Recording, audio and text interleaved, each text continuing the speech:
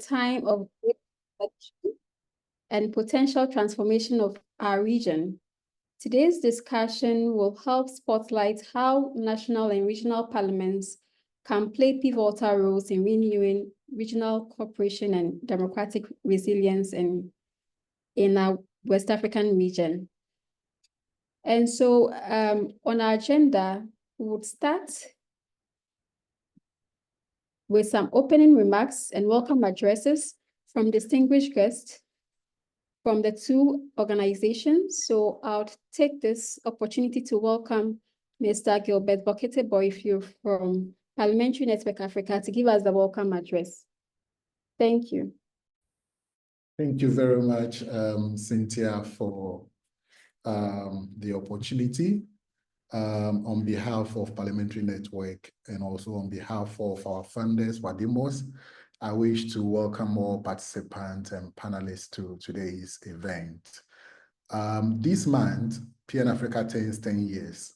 And as we celebrate our 10 years anniversary under the theme, 10 years of impact, advancing parliamentary transparency, accountability, and civic engagement through partnership, we acknowledge the numerous partners that have worked with us through this journey. We appreciate the role that CDD Ghana and its numerous sister projects have played in our success story. Today's event, which is part of our Building Regional Integration Through Dialogue and Governance project, Bridge, with funding from Wadimos, is a clear testament of that support. Today's webinar, under the theme Ecowas at 50, the role of Parliament in safeguarding regional unity and democratic stability, set the tone for stakeholders such as parliamentarians, CSOs, academia, and the media.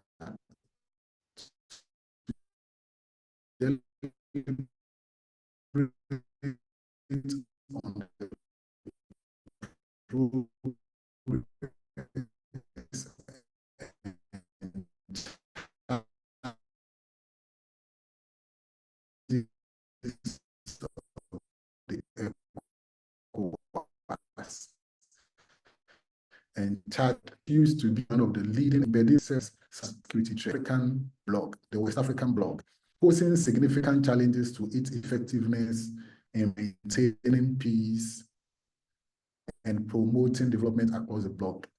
Burkina Faso, Mali, and Niger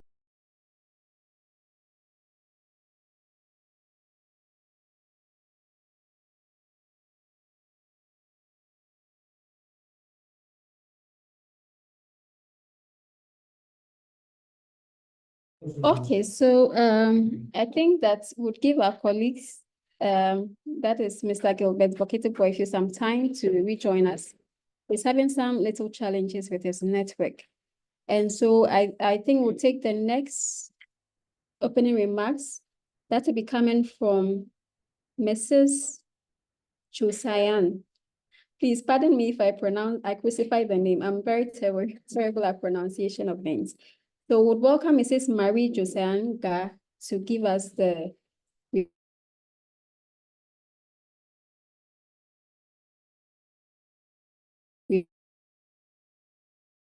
remarks from the Wadimos team. Thank you.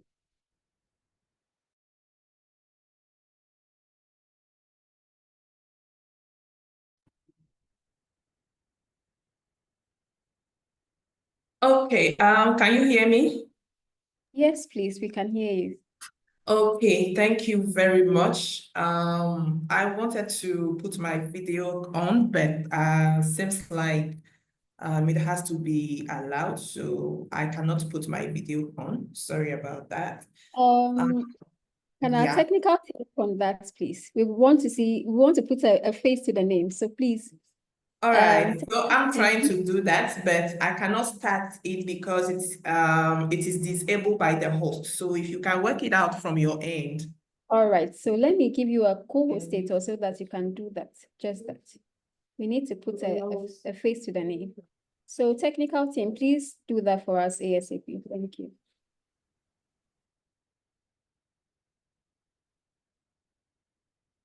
So should I go on while waiting? But please continue as they work on it. Yes.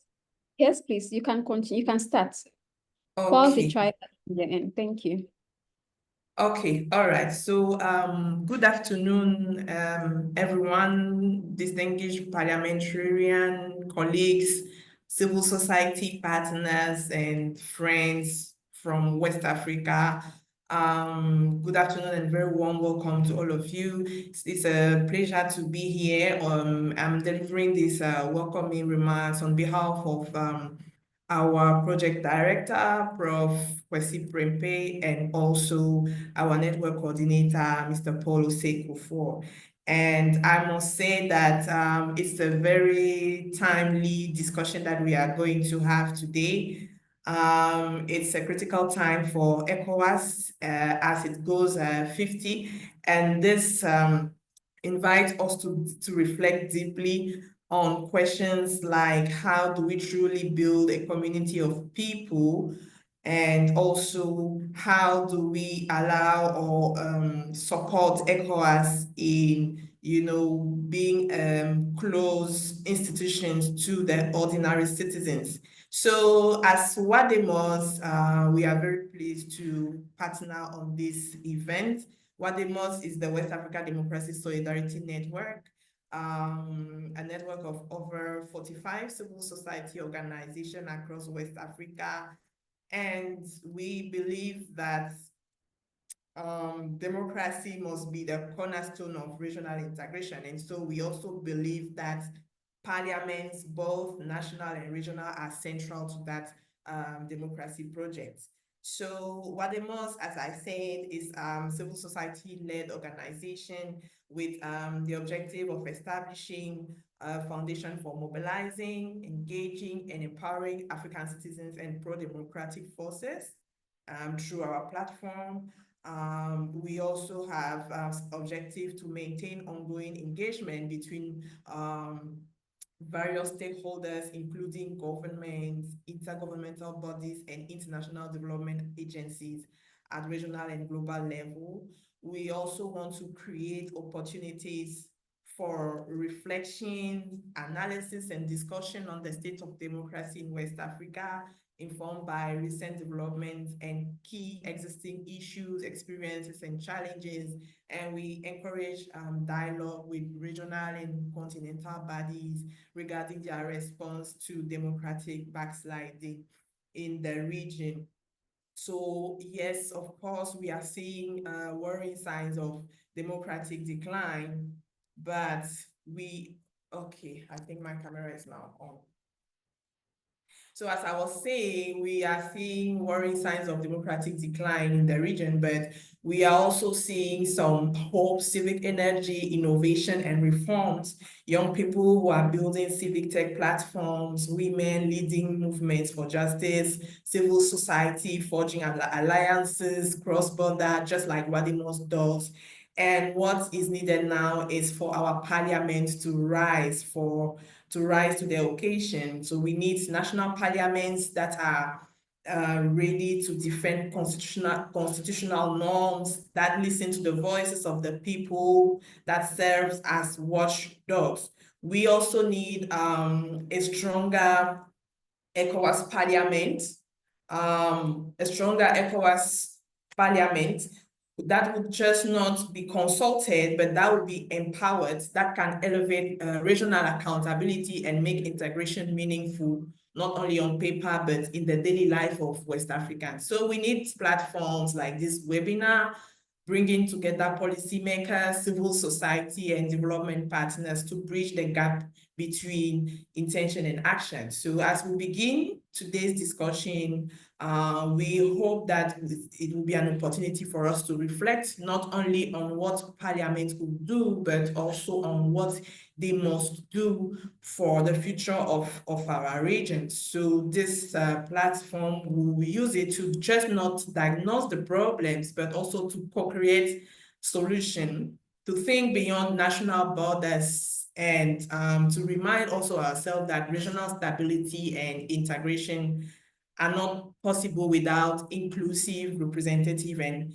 effective governance. So once again, on behalf of the Wadimos Project Management Unit, want to welcome each of you to this exchange. Thank you to PNA Africa for their initiative, and we look forward to more insight, inspirations, and commitment that will emerge from today's dialogue. Thank you very much and welcome once again. Thank you so very much, Mrs. Marie. We will now move on to our programs manager who started but had to drop off. So Mr. Gilbert Bokete-Boy, if you kindly take the floor once again.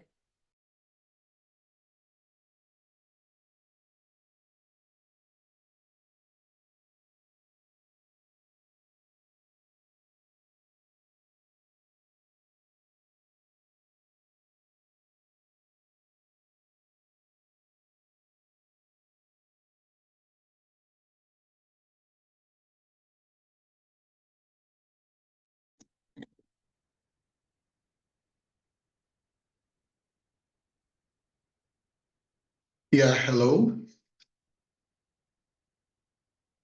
Yeah, thank you very much, Cynthia. And my apologies to colleagues on the call.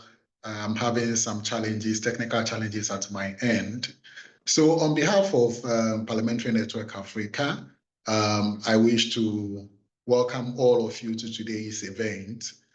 This month, PN Africa turns 10 years.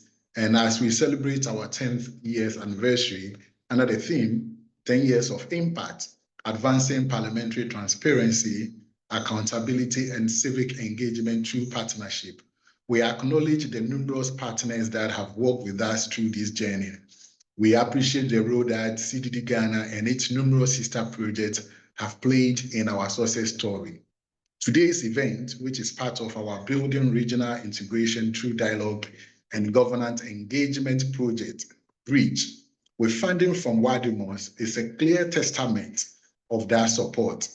Today's webinar under the theme, Ecowas at 50, the role of Parliament in safeguarding regional unity and democratic stability, set the tone for stakeholders such as parliamentarians, CSOs, academia, and the media to deliberate on the progress and challenges of the Ecowas and chart the way forward.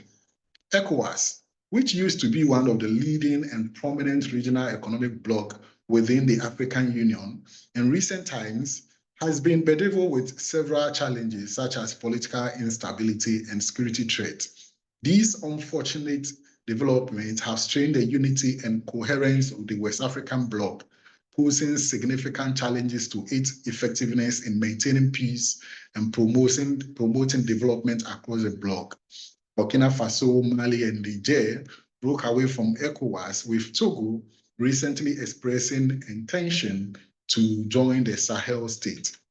These decisions stem from perceived inefficiencies, disagreements over regional policies, or shifts in national priorities that put domestic issues ahead of regional cooperation. The celebration of 50th anniversary of the ECOWAS, therefore, opportunity for stakeholders to reflect and propose ways to address the challenges facing the ECOWAS, as well as prefer solutions to these challenges. The ECOWAS Parliament and its members and its member parliament play a crucial role in ensuring stability and good governance in the region. Their influence extends across legislative oversight. It also calls for pragmatic dialogue and critical introspection on how regional and national parliaments can help in addressing challenges and charting a course for future resilience and relevant, rapidly changing global context. As I welcome you to the webinar, I am excited by the array of distinguished speakers and that we have on the call. And I have no doubt in my mind that they will do justice to the topic at hand. It is my expectation that by the end of this webinar, we will have solutions to the numerous challenges facing our regional bloc. Thank you. Thank you very much, Mr. Bokete-Boy. And so I think I didn't start on quite a good note. I'd like to introduce myself once again. My name is Cynthia Jujo. I'll be your moderator for today's event. Just to briefly take you through the agenda, we have just heard the welcome address from both PN Africa and the opening remarks from Wademo's representative, that is Mrs. Marie Josan. I think we'll be moving on now to the keynote address. And for that, I would like to welcome Dr. Aliu Bari, who is the co-chair of Wademo's steering committee and a former member of parliament for Guinea. Ladies and gentlemen, please, let's welcome Mr. Dr. Marie Aliu Baris. Technical team, please give him the co-host so that he could also share his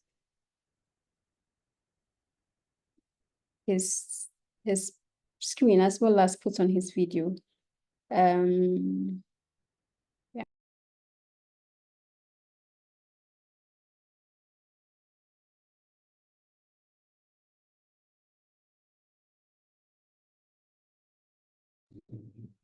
All right, thank you.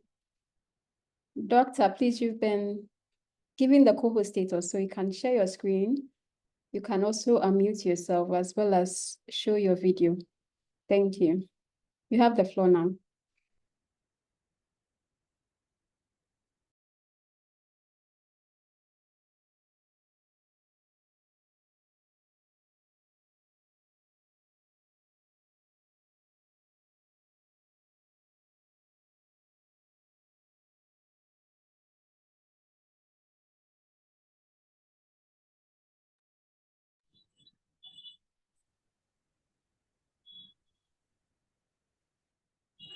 Doc, please, are you here with us?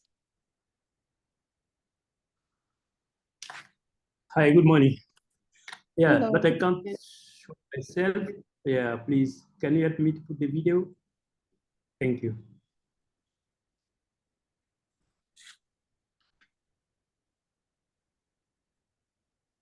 All right.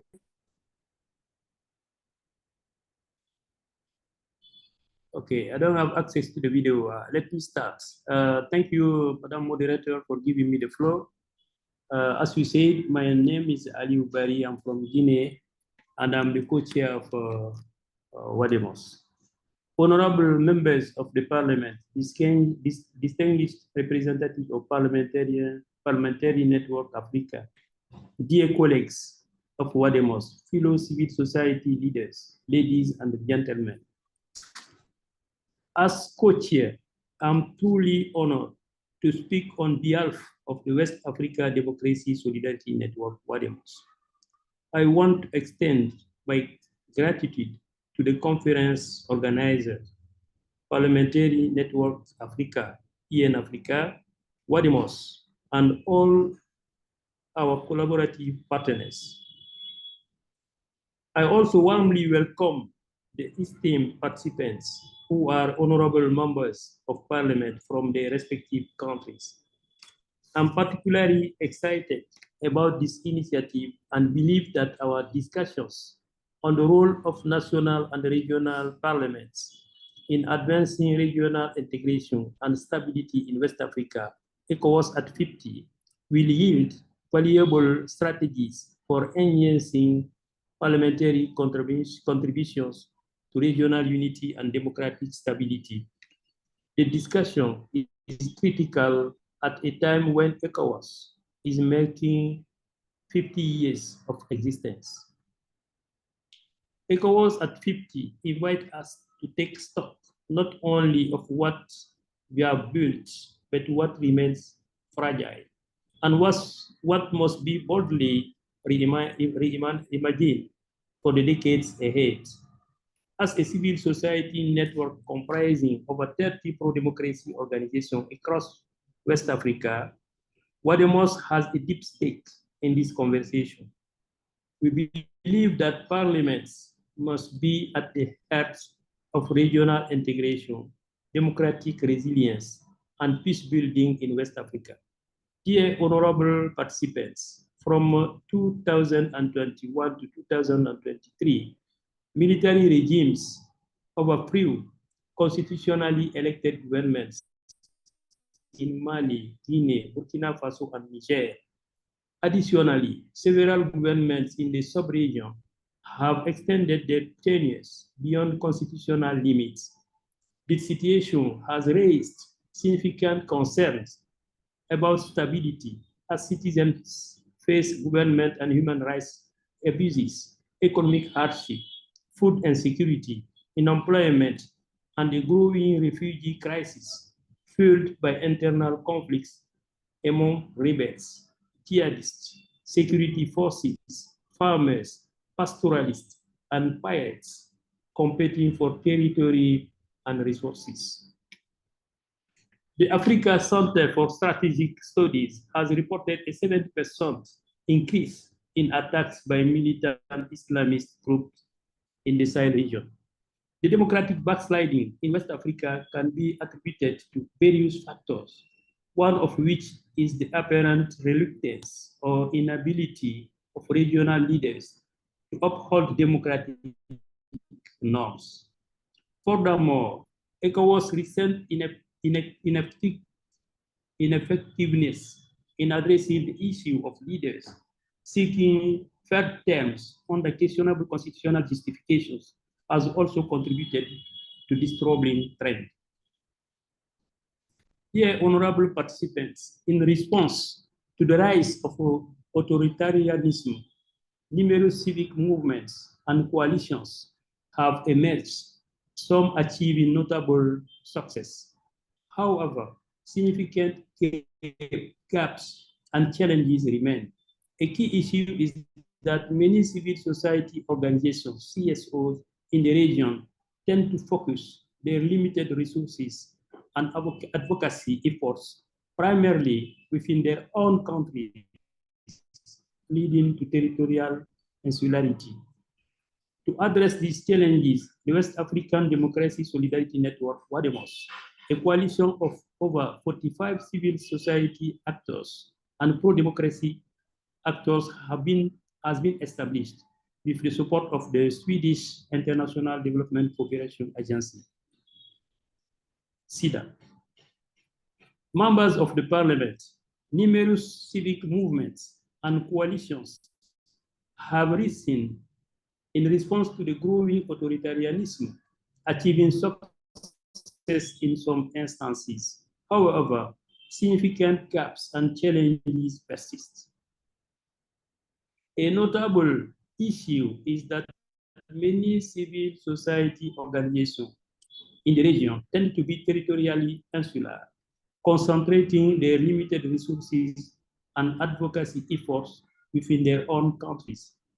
Recognizing these challenges, the West African members of parliament play a vital role in addressing them.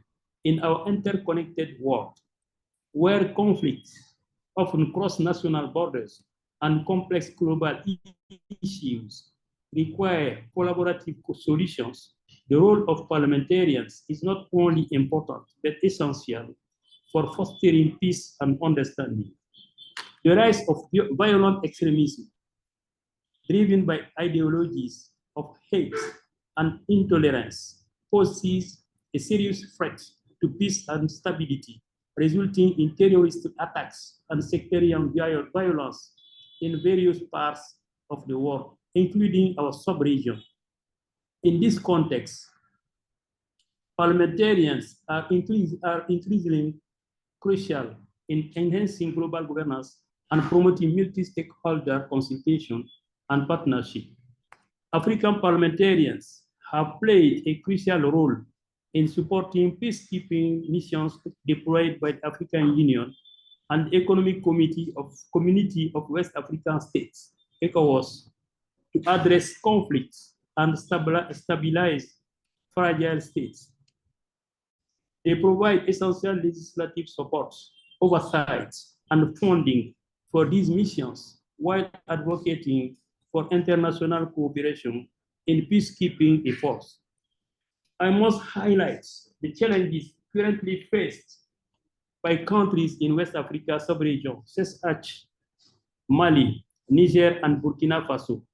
It's imperative that we as a sub-region collaboratively address the emerging issues that confront us, as they can have serious consequences for our citizens.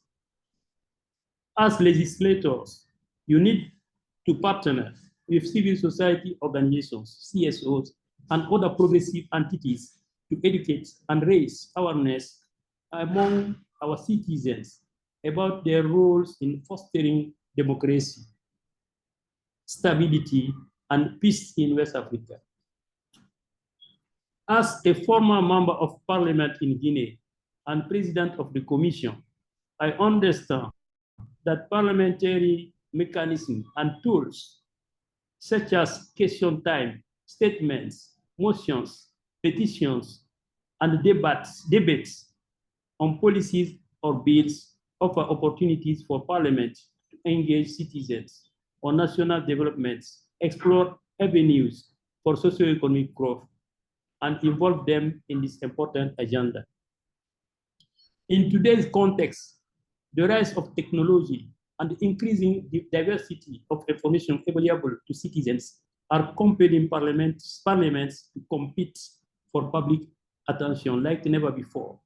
It's essential for parliamentarians to effectively communicate with and educate their citizenry about the roles and functions of parliament, while also providing opportunities for citizens to engage in policy discussions.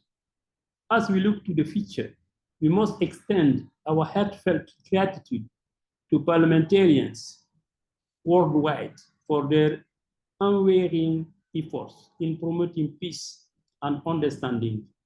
Despite the challenges we face, there is hope for a future where nations unite in cooperation and solidarity.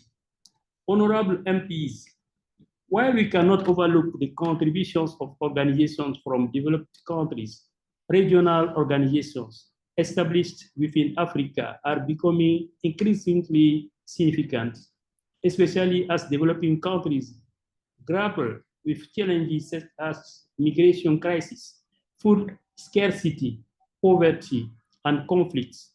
The Economic Community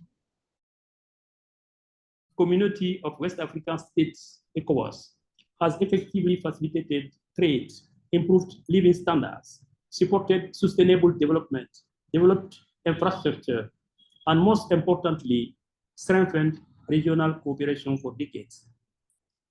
Parliamentarians' familiarity with the region provides them with valuable insights and established personal and professional connections, enabling easier access and the ability to exert influence that other international organizations may lack.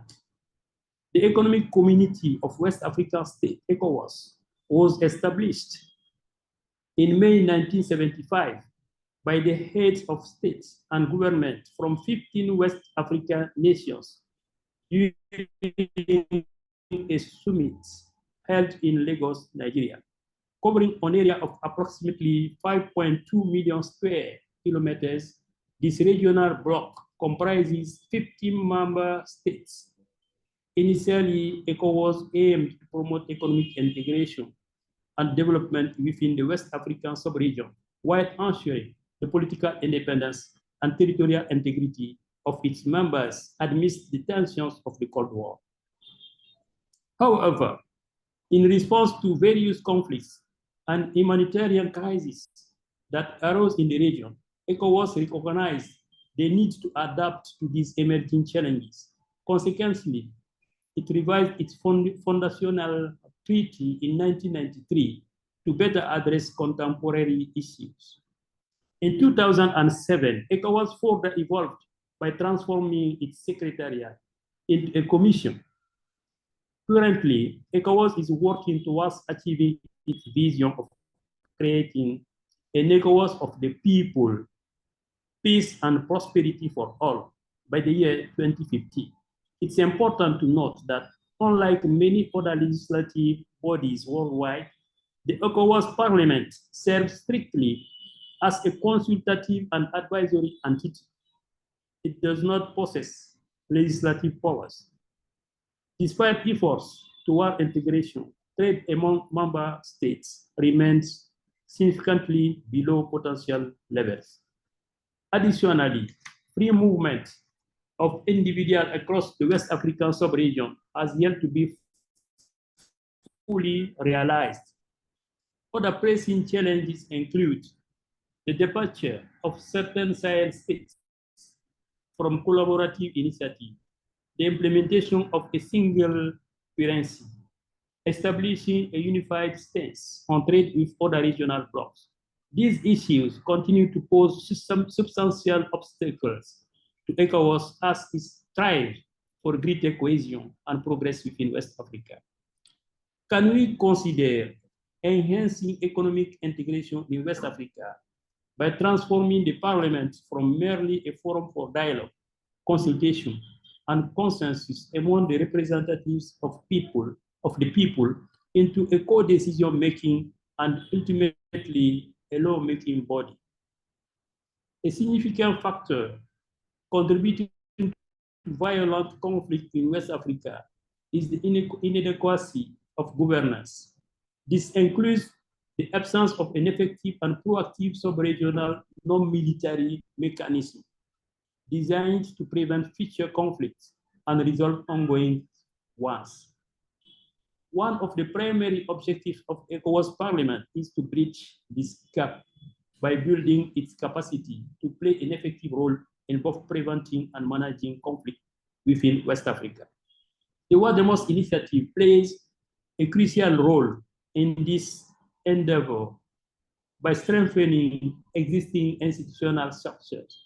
It aims to foster new collaborative relationships between ECOWAS parliamentarians, other ECOWAS institutions, civil society, policymakers, and the general public. Honorable members of parliament, how can we reposition our parliaments as engines of democratic integration and stability? First, strengthening ECOWAS Parliament's mandate. It's time for reform. The Parliament should not only advise, but review, investigate, and even delay certain executive decisions. Its voice should carry weight. We must go beyond the symbolic. The Parliament should be granted greater oversight powers, particularly on issues of democracy, constitutional order, and peace and security. Its role must be elevated in decision-making processes, not as a courtesy, but as a necessity. Two, empowering national parliaments to internalize regional norms. National parliaments must take ownership of regional framework. ECOWAS protocols on democracy and governance, such as the Supplementary Protocol on Democracy and Good Governance, must be domesticated by national parliaments and backed with enforcement mechanisms. These frameworks are only as strong as their national object. Three, deepening civil society parliament collaboration. Wademos has seen firsthand how impactful it is when civil society and parliaments work together. In Sierra Leone and Nigeria, we have facilitated spaces where civil society actors and lawmakers jointly monitor democratic performance and press for electoral reforms. These alliances should become the norm. Civil society brings data, voices, and grassroots legitimacy. Parliament brings law and institutional power. When they work together, democracy is stronger. Four, including youth and marginalized groups. Young people and women remain underrepresented in our legislative bodies. Yet, they are the most active drivers of innovation, civic engagement, and peaceful activism. A forward-looking ECOWAS must ensure that its integration project is inclusive through youth quotas, public hearings, and citizen legislator platform.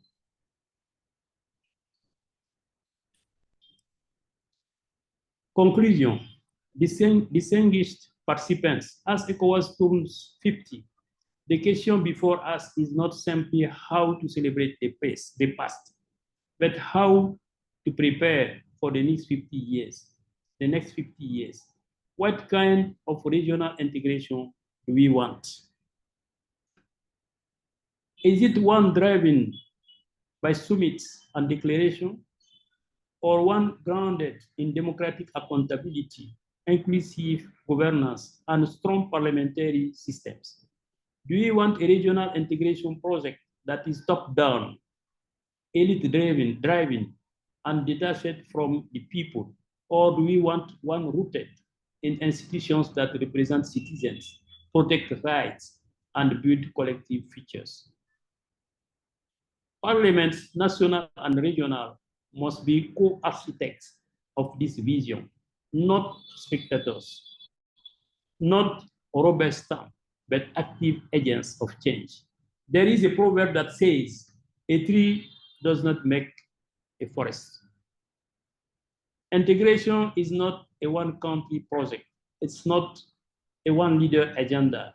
It must be institutional, inclusive, and democratic. Parliaments must not be treated as ceremonial organs. They must be co-architects of integration, guardians of democratic norms, and agents of regional peace. At Wademos, we are committed to this vision. We believe that the future of West Africa depends not only on treaties and protocols, but on institutions that work and citizens that are heard through parliaments that are both representative and reform-oriented. Thank you for your attention. Thank you. Thank you very much, Dr. Barry. Yes, my key takeaways from what you've said would be that parliaments are active agents of change, as well as when parliaments and civil society work together, democracy is promoted. Thank you, and thank you very much for your keynote address. Before we move on to the next item on the agenda, which is the panel discussion, I would like to inform all of you that we have opened, or we are taking some polls on what we are actually doing today. So please check the chat box and share your thoughts with us. So click on the link. It's a pre-event questionnaire. In the course of this webinar, share with us the post-event questionnaire. So we want to generate 43 responses since we are 43 on this call currently. I would also want to inform all of you that we have interpretation. So please choose the option at the bottom of the screen. If you are for French, please select French. If you are for Portuguese, please select Portuguese. So we'll give each and every one of us some 5 seconds pause as we go to the chat box and click on that link to answer the questionnaire. It's a very brief questionnaire. We should not even take you up to 5 seconds. So let's give ourselves that 5 seconds break, and then we should all answer the questionnaire within these 5 seconds. Thank you.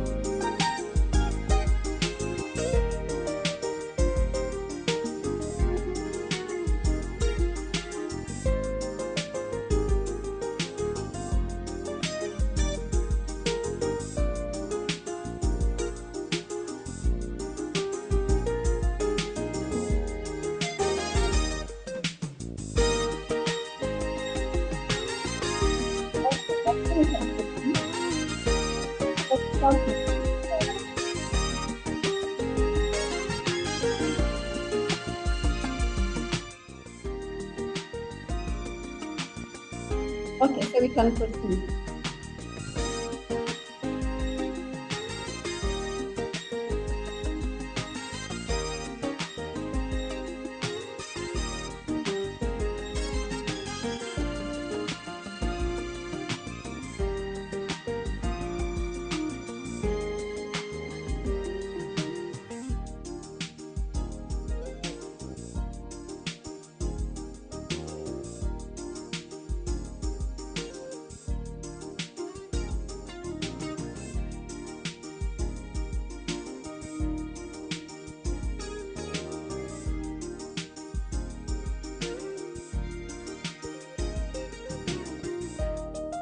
Hello.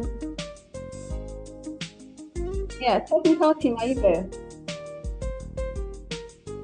Okay, so I would like to take this opportunity once more to thank our keynote speaker in the person of Dr. Barry. I would also like to thank our earlier speakers, Mr. Bokete Boyfiu and Mrs. Marie Josan.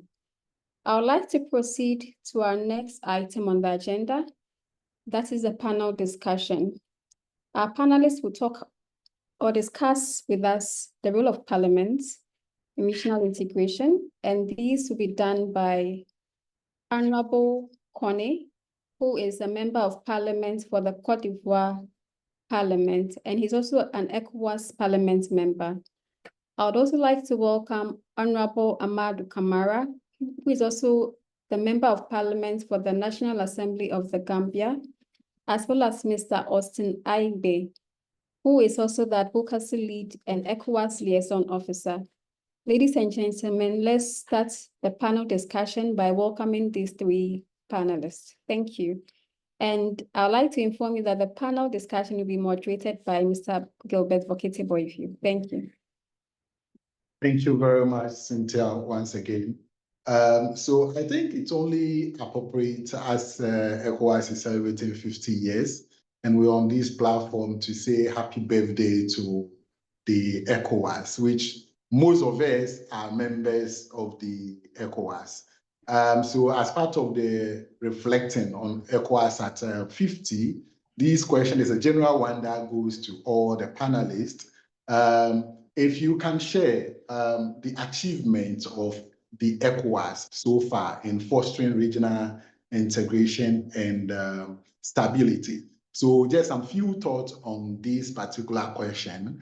Any of the panelists can, we can start, any of the panelists can start, or maybe I can mention the name.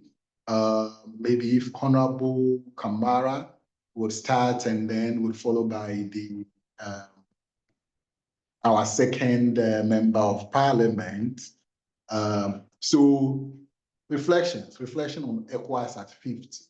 What has been the achievement of ECOWAS in fostering regional integration and stability? So Honorable Kamara.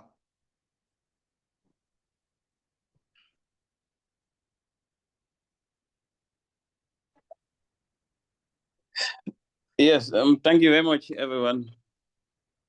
I hope I'm audible. Yes, Honorable, you are audible. Okay, thank you very much. It is a pleasure to join this very important gathering here.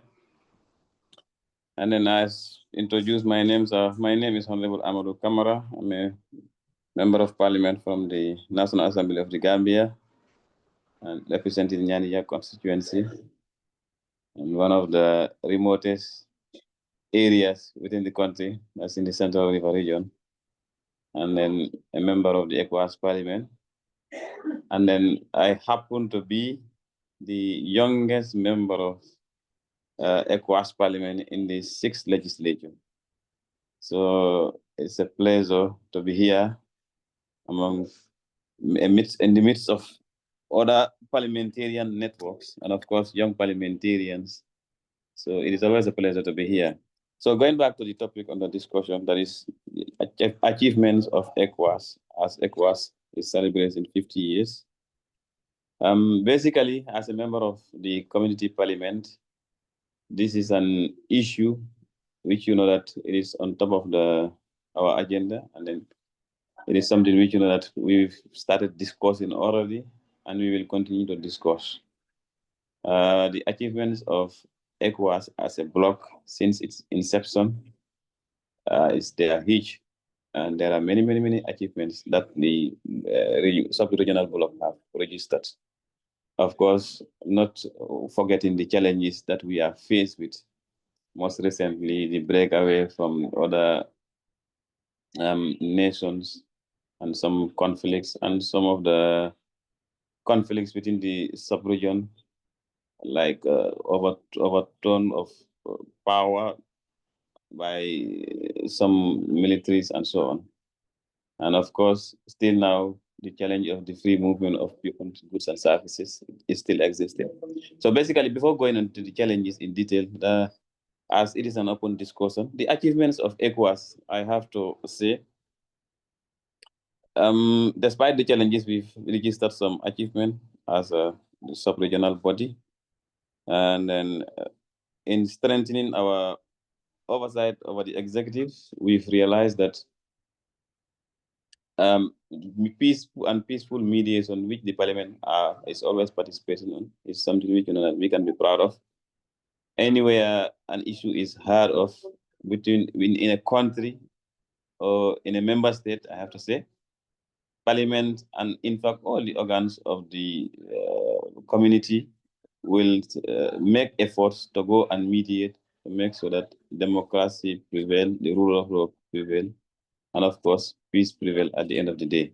So that's a big achievement as far as the sub-regional bloc is concerned. And the other thing is about the free movement of goods and services, despite the fact there are some challenges still, but it's something that we can be proud of. Because if I travel within the sub-region, I just need my laissez-passer to travel within the sub-region in all the 15 Ecowas member states. I don't require any visa, I don't require any travel restriction, and so on. I just have to fulfill the requirements in the country that I am traveling in. So that is a major, major achievement. It has really helped. It has helped synchronize it has helped synchronize the different countries in terms of people, in terms of goods and services, in terms of the movement of people, and so on. So it's something we that we are proud of. Because just last week I had an experience. I was moving from Banjul to Dakar. And the moment you arrive at the border, you present yourself with all the necessary Ecowas documents. It becomes so easy for you to move in, despite the fact that there are people who know they are facing challenges that I have to highlight. But I, as an individual, I have to say that is a big, big, big, big achievement as far as the sub-regional body is concerned. So the other thing is, many a times we, in fact, at the level of parliament, we tend to oversight that. That is the interventions that the sub-regional body is doing in terms of health and health-related activities, because there is a body established by the commission, by Ecowas, by the body that is called WAHO, which is doing a lot of good activities which need to be commended. I also happen to be part of the WAHO steering committee for the Gambia, and then recently we are just from having our annual meeting in Cape Verde, and we came back, whereas all the WAHO steering committee members from the different member states converge, and we've discussed and we've highlighted some of the interventions that the WAHO is doing in each of the member states. You can see the amount of money they are spending on health and healthcare services in each of the member states. So we have to commend the sub-regional body for that. It's something which that it have changed the lives and livelihood of many people. Like I give an example. When the Mpox outbreak was announced, the sub-regional body dedicated special funds for this activity, and then they even disburse funds to each of the member states to make sure that the member state be on alert, prepare, and of course, finding solutions or mitigating measures in fighting this outbreak. So basically, that is another thing that we have to be proud of. And the other thing is the issue of synchronization of the travel documents. Like if I go to Senegal today, I can present my Ecowas identity card and even my Ecowas passport. Likewise, in any other member state. So it's something which is another achievement. Trade liberalization, like if you go to the different Ministry of State, you have the focal person, the Ecowas focal person in terms of trade and so on. These are all issues that we have to boost up, and we have to be proud of, because these are very, very good achievements that the sub-regional body have achieved. So basically, I know there are many others, but since it is a discussion, I can stop here and allow my other colleagues to also come in, because I know they can also say many other things, many other beautiful things, many other beautiful stories to say about the achievement of Ecowas. But we still have a long way to go, because the challenges are there. And these are the challenges that we need to interrogate ourselves. We discuss, agree to disagree, and find ways, and especially as an oversight body, that is Parliament.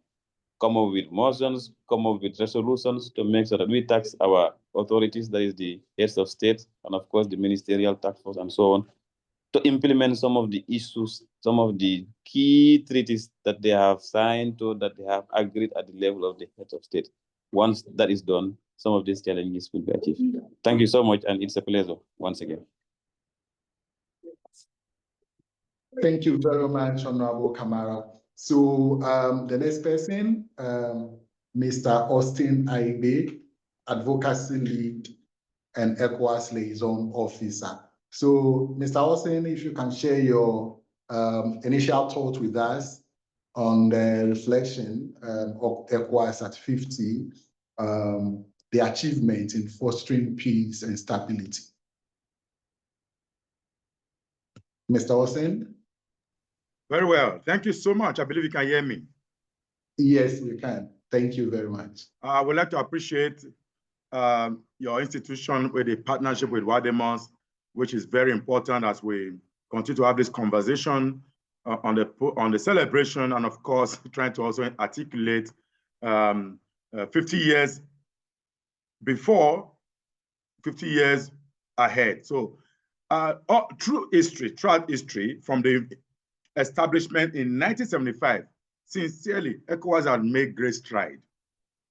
The challenges notwithstanding, like you said, this is an initial comment, because it's not enough to talk about what has been done, is that there is a lot to talk about going forward.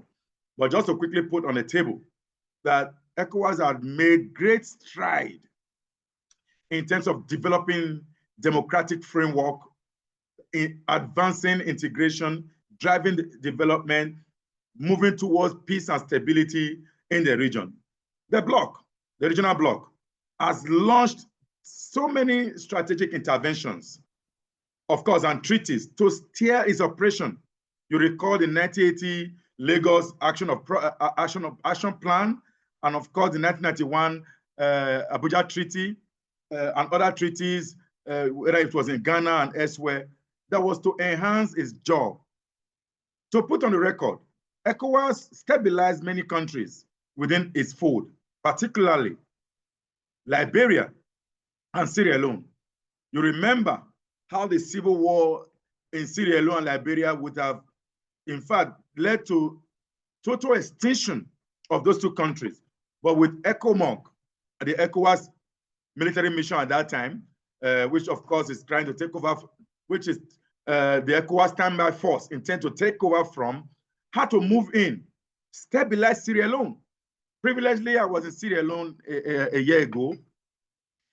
Till that time, and of course till date, they told me, anytime they see people from other countries, particularly from Nigeria, who actually led the ECOMOG force, they continue to respect that privilege that they got from the support of ECOWAS. And of course, Liberia. Maybe people can also remember ECOWAS had to intervene. Of course, the Honorable just talked about the intervention in the Gambia, when the strongman, after losing the election, did not want to leave until there was an ECOWAS mission. As we speak, there's still the ECOWAS standby mission around in the Gambia, and of course in Guinea-Bissau. Guinea-Bissau, even though we are not getting the best we should get from there, as at the last I knew 2 weeks ago, the ECOWAS force were still there protecting and ensuring peace and stability in Guinea-Bissau. ECOWAS has made a lot of that integration, regional integration, which is the pride, again, the pride of the region's objective. Whether you call it economic integration, political integration, whatever integration you talk about, is that, according to the Honorable spoke, is that you could actually just wake up in the morning, even without your normal passport, the ECOWAS passport. You can still travel with the ECOWAS certificate, even though I understand that some other countries have tried to undermine the ECOWAS certificate. It's me, but Ghana, its position itself as that country in West Africa that any passport you bring, provided it has ECOWAS in it, you have access to Ghana. And of course, Ghana just moved up recently, I think December last year, where it said any country around Africa can come in. I mean, this is something that ECOWAS has given, which is not in, even in the Eastern region, you are not going to get all of this kind of advantage that ECOWAS has provided. Eastern region, you may have one common language around that area because of the Swahili that is cross-cutting. In ECOWAS, we may have different languages, but English has been able to embed us, of course, Francophone countries. What is important is that even though there are inefficient agencies that undermine efficiencies of INEC, the originally designed regional integration and economic collaboration continue to inspire us as peoples of ECOWAS. And we are proud that ECOWAS is celebrating 50. In fact, I like to, on behalf of Guademalans, also wish the regional bloc and of course all citizens of West Africa happy anniversary, happy 50th anniversary. I'll stop here as we go into the next session. Thank you very much, Mr. Austin, for that presentation. Mr. Austin and Honorable Kamara, for young generation, I mean, the things that you talk about, someone can say are the glorious history of ECOWAS. But for the young generation who may not be able to identify with some of the things that you are saying now, what they have become used to are that one or two instability in some of the countries, and even the recent development with Mali, Burkina, and Niger. So, I mean, how do we marry the past and then the present? How do we marry the two and make the young generation now feel that ECOWAS is worth it, ECOWAS is worth fighting for? Mr. Austin, and then maybe Honorable Kamara can come in.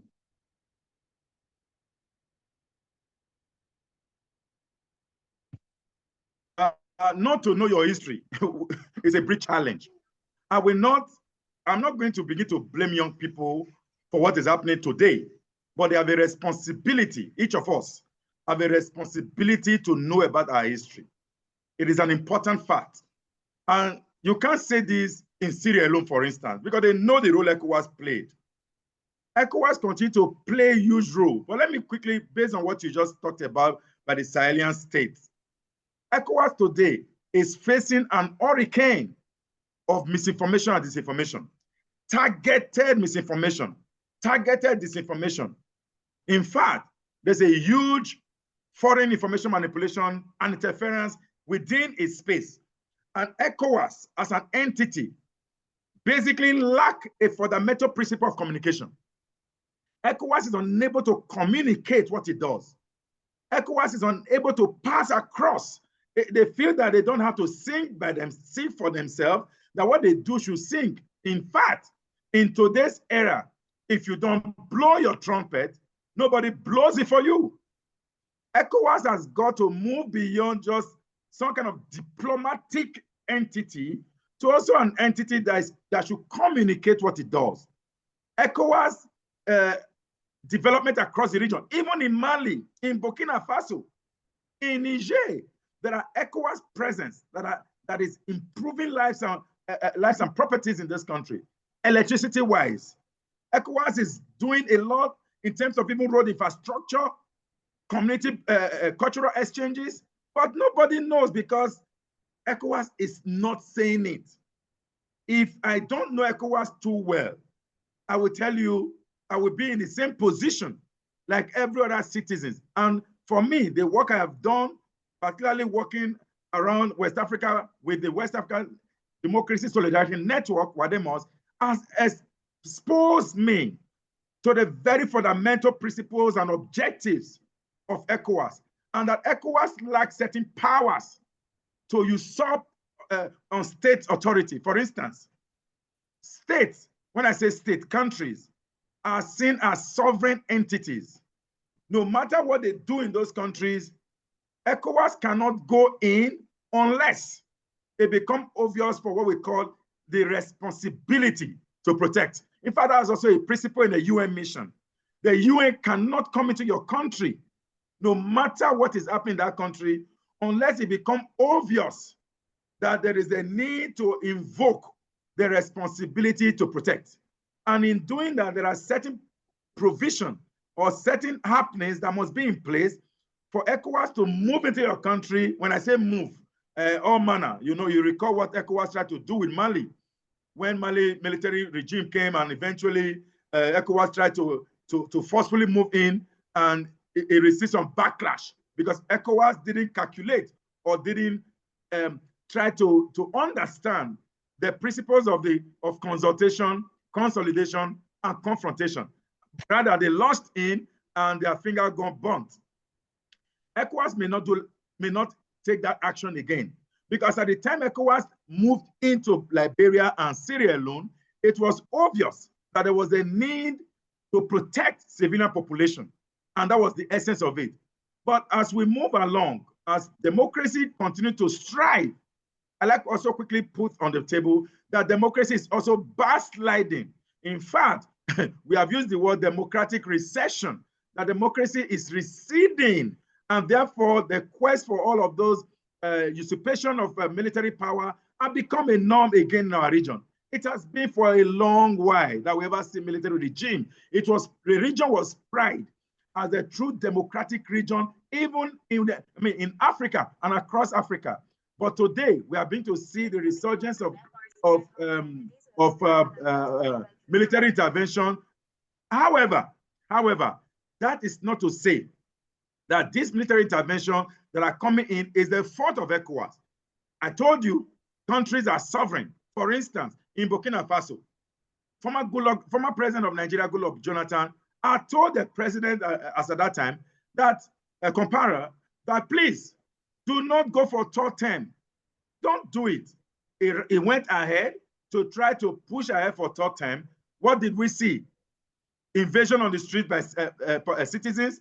Before you know what's happening, there was a military takeover, subsequent military takeover, and today the country is fully a military regime. What happened in Mali? Ibeka's election of 2018.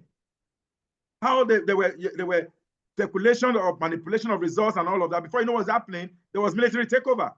What happened in Niger? President Bazoum, all of the quest for poor governance, and ECOWAS need as much as possible, even though I put on the record, even though that ECOWAS cannot move into a country. Again, who is ECOWAS? ECOWAS is the authority of states, not really the parliament, not the courts. And I like to state this because our conversation is the role of parliament, which we will talk about. It is the ECOWAS of states, which is largely the executive arm. And who are members of this executive arm? The same heads of states that are usurping their own constitutional powers. For instance, Côte d'Ivoire. Elections will be going ahead in Côte d'Ivoire, and Ouattara is going for the fourth term in office. Togo, it just got a move now from being a president to a quasi-parliamentary system to become prime minister. Benin, what's happening? It doesn't see the opposition as a likely group that will win the election because of their logo. Their logo look like fire. It doesn't want the opposition to come and burn down the country. I mean, these are things we need to talk about, that there is civilian coup, and we must try to promote, push, that in as much as we punish military coup, we should also punish civilian coup. Well, I'd like to stop there because I know a lot will be coming up from this panel. Again, thank you. Yes, in fact, I will ask you to expatiate on some of the points that you are making, but before that, let me pick the thought of Honorable Kamara. Honorable Kamara, how are we able to manage the expectation of the generation now to that of yesteryears? I mean, looking at the rich history of ECOWAS, which is this current generation cannot associate with. The only thing they can associate is what is happening now, the coups in the various countries, the instability in the various countries. So how do we manage that? Honorable Kamara? Hello, do we have Honorable Kamara still with us?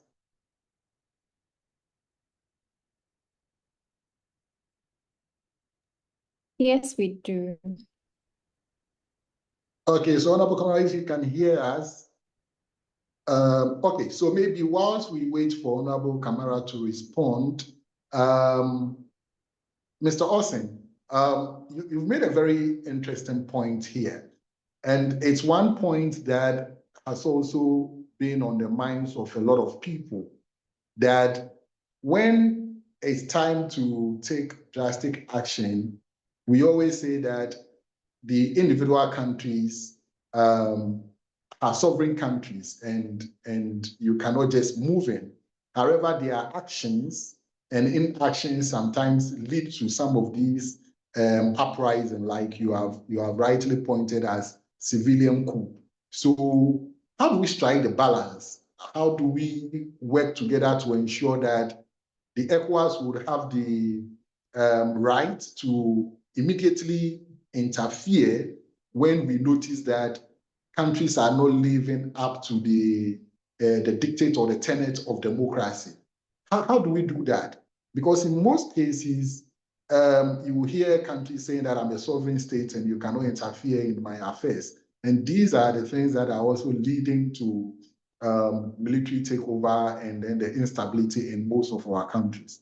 So how do we strike the balance? Mr. Watson? It's a pathetic situation. I won't speak like a diplomat because sometimes when we speak as diplomats, we never get to the solution. The clear fact remains, without equivocation, that ECOWAS cannot move into sovereign country. It's a principle and treaty that has been signed. For that to happen, you have to flip up that treaty.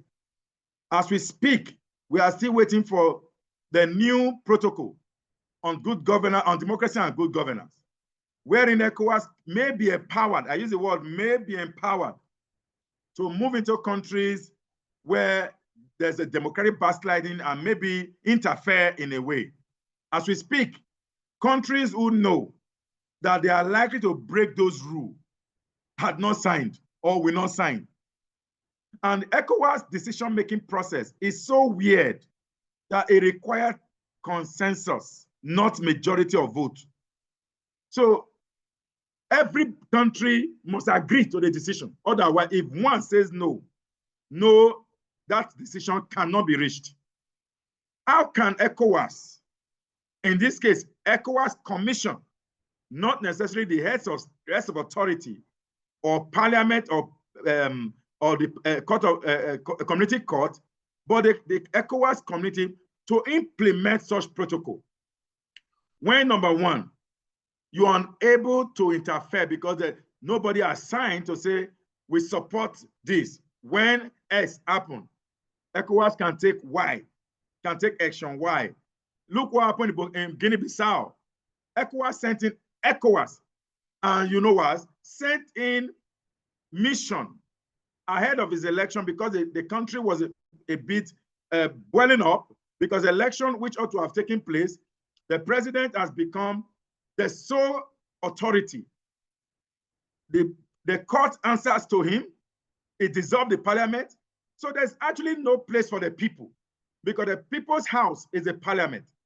And no matter how you say Togo is even bad, at least Togo has a party system and has a parliament, even though we know there is a one-party system, that anything that the president takes to the court of Togo will pass through, including the ones that made him that made the constitution to become a quasi-parliamentary system. Now the country now have a prime minister, which was just sworn in a few days ago. But there's a parliament, at least. But in Guinea-Bissau, the president dissolved the parliament in an attempt for ECOWAS mission to move in. Don't forget, I already mentioned that ECOWAS military, ECOWAS protective mechanism is in Guinea-Bissau, largely supporting the government of Guinea-Bissau. Yet, ECOWAS sent mission to the country, and the president gave them an ultimatum to leave. I praise ECOWAS for even releasing a statement that they were forced to exit the country. But what you would have expected next would have been an action from his colleagues who are members of the heads of state in the authority meeting, to call him to say, you don't do this. Well, I don't know if they eventually called him. I really don't know. Maybe that's why we are not seeing that election is possible a few months' time. But if you check the argument of President Mbalo, that he won election, they were in court, so the court decided about 6 months after. So it is when the court decided, that's when he started ruling. But what happened to the period you ruled as president were in court? I mean, these are justiciable reasons for an authoritarian state gradually. But ECOWAS heads of state has not come out to condemn one of their own. Apparently, they are afraid that if they condemn, they will move to and join the AES. If they condemn Togo, because there's a huge information ecosystem that Togo is looking towards the Sahel states, and because of that, maybe the heads of state are afraid that if you engage this authoritarian leader, it may just pull out from ECOWAS. Because if you check economic benefits for the Sahel state, it's likely to benefit more Togo, Benin, because of the Francophone relationship. Because of ECOWAS, they cannot open their borders to these 3 countries. These 3 countries have not seen Solens in Morocco. So if you check all the political narrative, it's almost like ECOWAS, whether you say it's ECOWAS Commission, because sometimes when we say ECOWAS, we use very blanket statement that is not correct. With what is the ECOWAS are talking about? The ECOWAS has executive, they have parliament, they have judiciary. As we speak, those other 2, the parliament, I'm waiting to hear the honorable is a member of ECOWAS parliament to tell us what decision they've made that became effective, what changed by way of policy, by way of positioning that changed maybe state rule or something. ECOWAS Community Court just passed a resolution, a judgment, asking the Nigerian government to release someone who has been kept behind bars for 16 years. 16 years without trial. I don't know whether the Nigerian government will obey that rule, because in previous times, after the end bad governance, end SARS in Nigeria protest, certain individuals went to the community court, and the court ruled that the Nigerian government to pay certain individuals some amount of money. As we speak, it's been more than a year or 2. That is, this is the reality. We cannot continue to blame ECOWAS when the dynamics have changed. ECOWAS, ECOMOG that went to Liberia and Sierra Leone were literally military-led ECOWAS. Then Sani Abacha, I think that Ghana already had a civilian administration coming from also military background. I'm not too sure of all the other states, but Sani Abacha was a leader who led the ECOMOG mission to Sierra Leone. And it's clear. And that is why if you go to Freetown, you're going to see Sani Abacha way because of their respect for him. So I'll stop here because there's a lot to talk about. Thank you very much. So let me check whether Honorable Kamara, Honorable Kamara. Honorable Kamara, can you hear us? Okay, so Mr. Austin, I think you have more time. We're having challenges getting in touch with Honorable Kamara. But in your submission, you keep making reference to Parliament and the role Parliament plays in here. As we are celebrating 50 years of the ECOWAS, the Parliament has been in existence for some time now. What do you think is the role of the ECOWAS Parliament so far in both the achievement and the challenge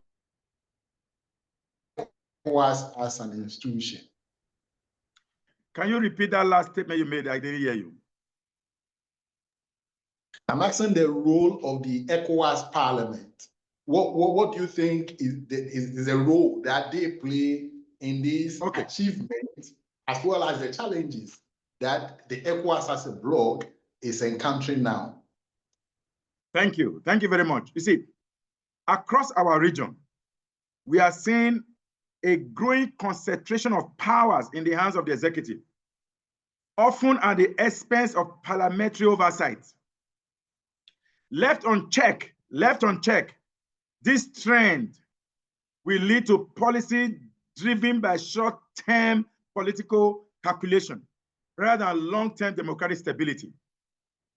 Without the inclusion of parliament, I repeat, parliament, because the parliament is the house of the people, so to say, because even though we also know that ECOWAS parliament are not elected by the country member, by member state citizens, they are assigned by members of parliament at the national level. Parliament may have made decisions. That's why I was telling earlier that I'll be happy to hear Honorable Kamara's view on what they've done that led to decisions of the executive to change certain norms. But I know by way of theory or by way of information in the public landscape that Parliament has helped in shaping agenda at the national level, because there are certain decisions that are made at the regional level that comes back to national parliament for domestication. That way, we are trying to now involve the people of the region, member states. But what I'm saying, that beyond the national government is the regional government. ECOWAS, as it were, is a bilateral government, and we must recognize it as so, which has parliament. So, for instance, what was the parliament's role in the supposed invasion of Niger? It was the cry of citizens that eventually led to that, an end to that, until the parliament made its own resolution. One would have expected that there is a caveat that empowers the parliament of ECOWAS so that it can truly be the house of the people. I repeat, the house of the people. But I cannot tell you, it's just the same way I will tell you about court.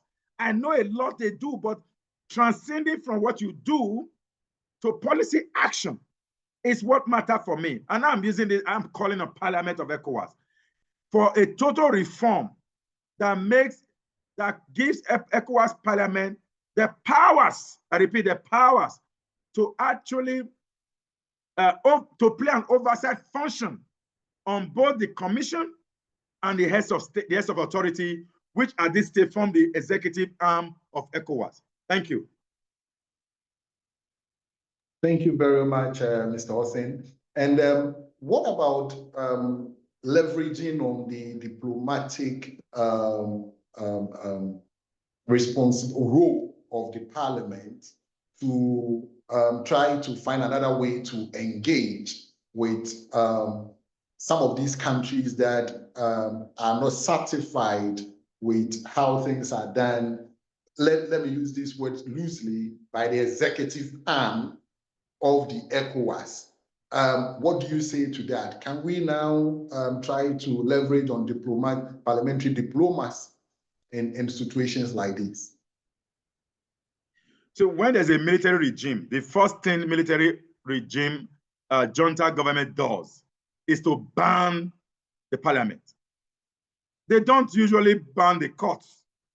The parliament is usually the first target of military regime all over, including Nigeria, Ghana, and today Mali, Burkina Faso, and Niger. So which parliament of another country will go and negotiate with the government of another country? If you say ECOWAS parliament, now we have told you that we have exited your regional bloc. You cannot come in. So I won't blame ECOWAS. It can be back-end diplomacy. That is fantastic. But it may not be back-end diplomacy coming from an ECOWAS parliament. It may not fly. You recall when I said the ECOWAS, as it were, did not apply the CCC rule, consultation, consolidation before confrontation. When Niger supposed confrontation happened, ECOWAS reverted to consultation by sending known folks, former Nigeria heads of state, and all of that, to go mediate with Tijani, General Tijani of Niger.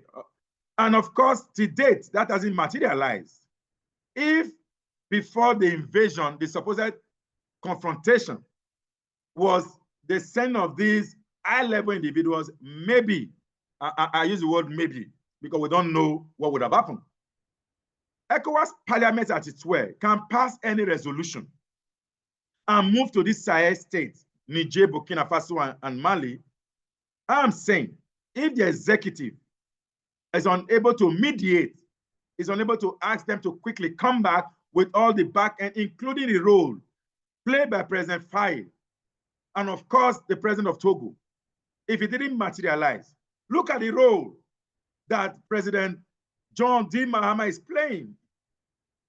Very back-end diplomacy, not from ECOWAS. You see the reception is higher than that of President Faye because it's from ECOWAS. So you don't solve a problem from the standpoint of the problem. And that is why the role played by John D. Mahama of Ghana is very strategic. Look at the invitation of the Sahel state to come for his inauguration. Look at the 50th anniversary celebration in Accra, the invitation and the honor. But if Nigerian government does the same, I can tell you the Sahel state will not attend. So you have to understand that back-end diplomacy is crucial, but it must not tie to the institution that the people you are going to engage find as a problem. And that is why the role for civil society is also important. Civil society, of course, Wademos is already doing a back-end diplomacy of this sort. We are hoping that because we are a non-state actor, we are hoping that this institution, before the July 29th, there could be reversal. We employ others, particularly friends of ours who are on this call, to join force to push a civilian agenda for the resolution of this imbroglio in the West African bloc. ECOWAS Parliament can play its role, but I think that it should be back-end diplomacy rather than using ECOWAS Parliament as a nomenclature to intervene. Okay, so our time is almost running out. Talking about the next steps, and I want you to look at it in two folds. One, what can we do? What solutions would you offer to the challenges the ECOWAS as a bloc is facing? And then second one, what would you also think that you expect from the ECOWAS Parliament and by extension National Parliament? What do you expect from them? What would be your suggestion? So I want you to take it in two folds. One, that encompass the ECOWAS as a bloc, and then the role of the ECOWAS Parliament and National Parliament. ECOWAS Parliament needs to make a resolve, a strong resolve for reform. The reform that gives it the power of citizens backing. Today, we are all clamoring for ECOWAS of the people because the people is nowhere near any decision-making at ECOWAS, whether in parliament, in the court, or in the executive. That the ECOWAS of the people will bring the people's voice on the agenda. ECOWAS Parliament can lead that conversation. First of all, reforming its architecture to make ECOWAS Parliament the parliament of the people. And how will that happen? Even when you are still going to ensure that National Parliament does the election or nomination to that parliament, there should be some level of citizens' influence in it. Well, people have argued that National Parliament is a house of parliament of the people because the people voted them. They should have the power to then nominate people to go in. Alternatively, during the course of national elections in those countries, can we, therefore, put as part of the ballot an ECOWAS Parliament, an ECOWAS parliamentarian, where people contest the elections across board? People would then say, oh, it's expensive and it's all of that. There are many technicalities. But if we stay with the current model of asking National Parliament to move in, then there should be a strong TOR, terms of reference, for ECOWAS Parliament, that whatever resolution is taken at ECOWAS Parliament, there need to be a concurrence from National Parliament. so that if you are sending somebody to the ECOWAS Parliament, whatever decision is reached at the ECOWAS Parliament, it should immediately have a concurrent jurisdiction or approval at the National Parliament, so that we will not be seeing ECOWAS Parliament as a very far agency or institution of ECOWAS. And that is why, too, people really don't appreciate what ECOWAS does. In fact, of the case that ECOWAS does a lot. I'm just trying to talk about ECOWAS Parliament now. Honorable Kamara may come and tell us a lot that ECOWAS does.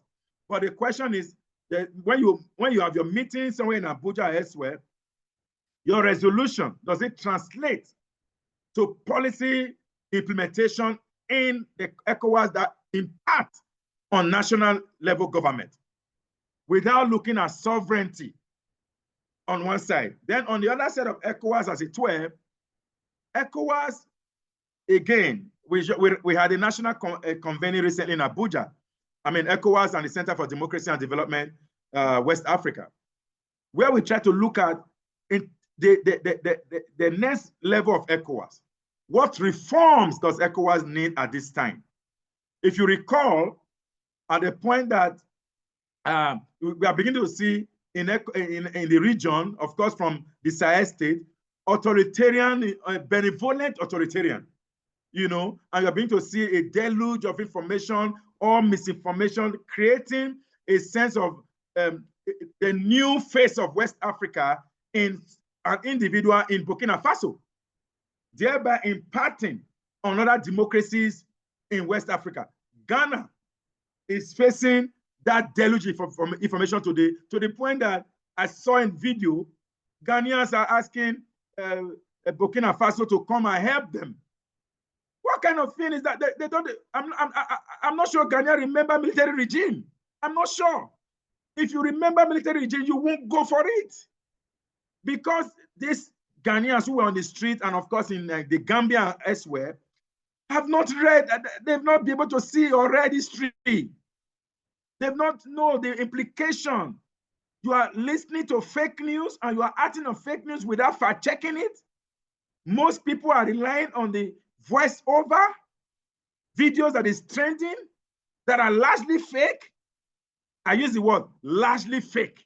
And let me put two on the table, just two, for people to understand. One, there's a video trending that the government of Burkina Faso caught a lady who was a spy, and they exposed her in one national meeting.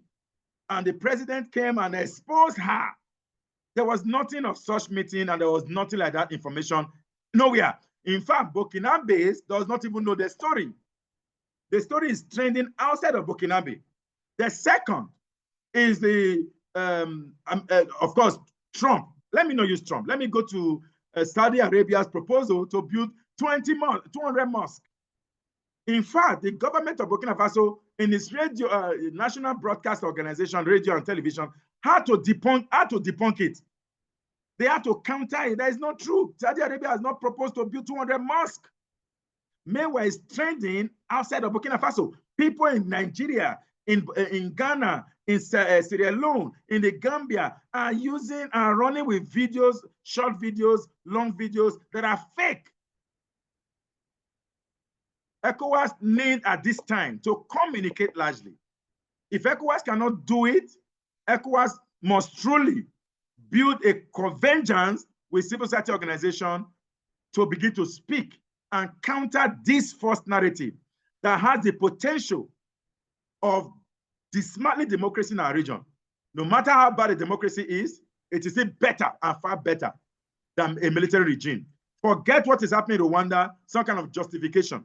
And I've argued elsewhere that benevolent dictator does not amount to anything near a fake democracy.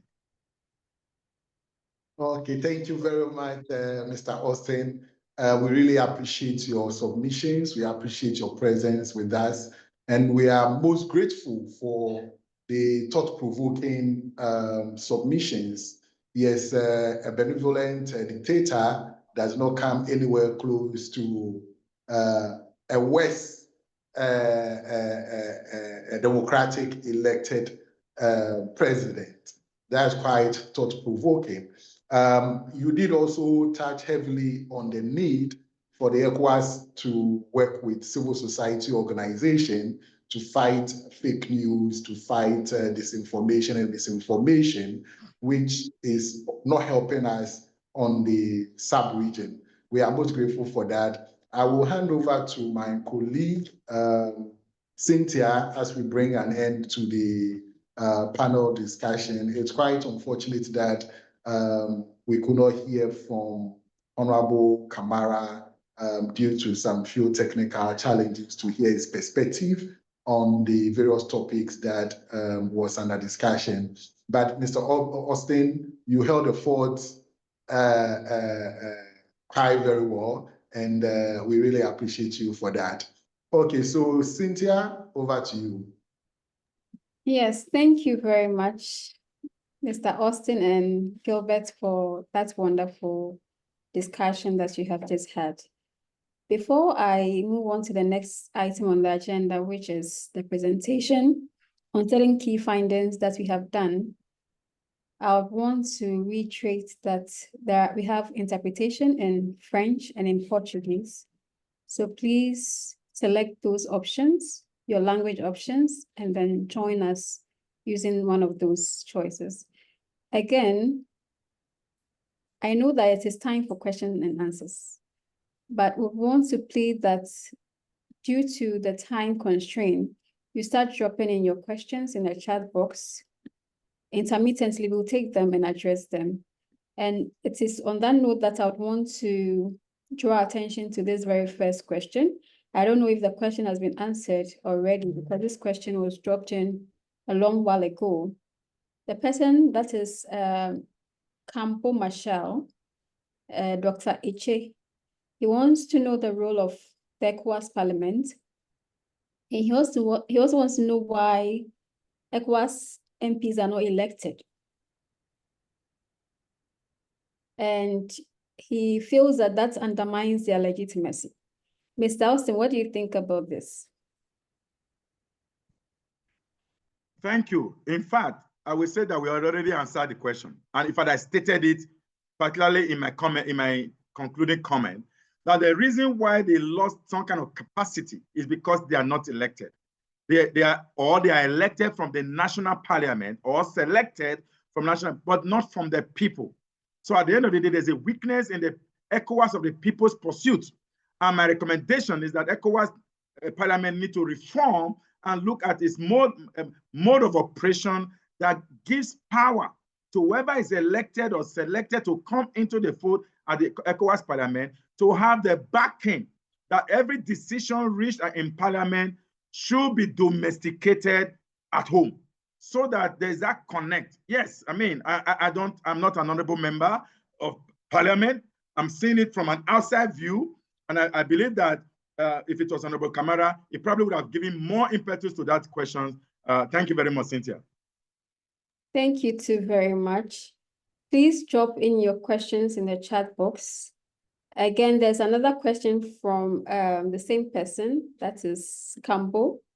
He wants to know, I mean, I think this one to be best taken by Honorable Kamara, but if you can also attempt this. He wants to know which countries contributed to the ECOWAS budget, the 2025 budget. Nigeria. But you should know that. You say, Okay. which country contributes to ECOWAS budget? Yes, yes. The lion's share is Nigeria.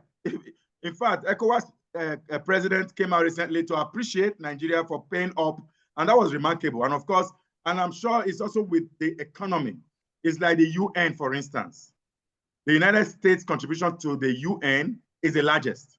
If the US pulls its money out, the UN is in trouble.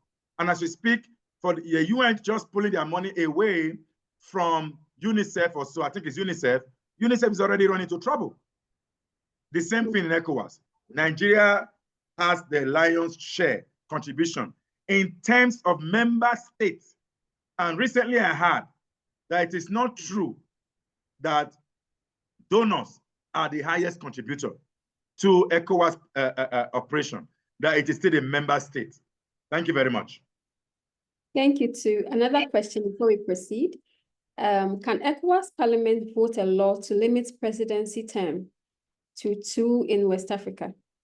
That is coming from Karim Yao. That is a push. Okay. That is a push that Wademos is pushing aggressively. My colleague is here, Mary, who leads that architecture, and we support that the whole 2-term limit. And that is why in the course of my conversation, I talked about the signing of the Protocol on Democracy and Good Governance that embed in it the mandatory provision for 2 terms in office for president or for heads of state. But see what has happened in Togo. Because they didn't want to go that direction, President Faure then changed his position as president to become now prime minister or head of council of ministers, so that there will be 2-term limit for president. Togo is going to have a president who will be more ceremonial, that has term limit. The same thing happened in Cote d'Ivoire. Cote d'Ivoire implemented a 2-term limit in its constitution. Therefore, after the first term, when the president said, he said, no, we've just started 2-term provision. I'm going to contest. He contested, it became 3rd term. Now his regime is over, his 3rd term is over. He wants to now go for 4th term because he just put in place that provision in the constitution. The same thing happened in Senegal, and you saw the uprising that happened last year, and that led to the exit of President Macky Sall. Macky Sall came in on a 7-year term, and he then said 7 years was too much. After fulfilling 7 years, he changed his own constitution to be 5 years. It became 2nd term, but it's discovered that 5 years was not enough again, but he wanted to extend it. ECOWAS Parliament, again, this is where the lacuna comes in. The bulk of the role the ECOWAS Parliament ought to make the constitutional provision for ECOWAS is a challenge. ECOWAS does not operate a constitution. ECOWAS operates on protocol, treaties. So that's a bane. And for treaties to happen, member states are to sign to it, not the parliamentarian. So you are giving work to Parliament of West Africa because you are seeing the Parliament of West Africa like your national parliament. The Parliament of West Africa is different from the national parliament. In its modus operation, it is different. Okay, thank you very much, Mr. Austin. I think we'll take the very last question for this round. That is coming from Eric Kwache. He wants to know what ECOWAS is doing to address the deepening economic and social inequality across the region, which is obviously increasing the military takeovers. Just for the attention of all of us, I've said, ECOWAS integration is targeted towards solving the poverty situation of this country. Insecurity, I didn't quite talk about insecurity in my conversation.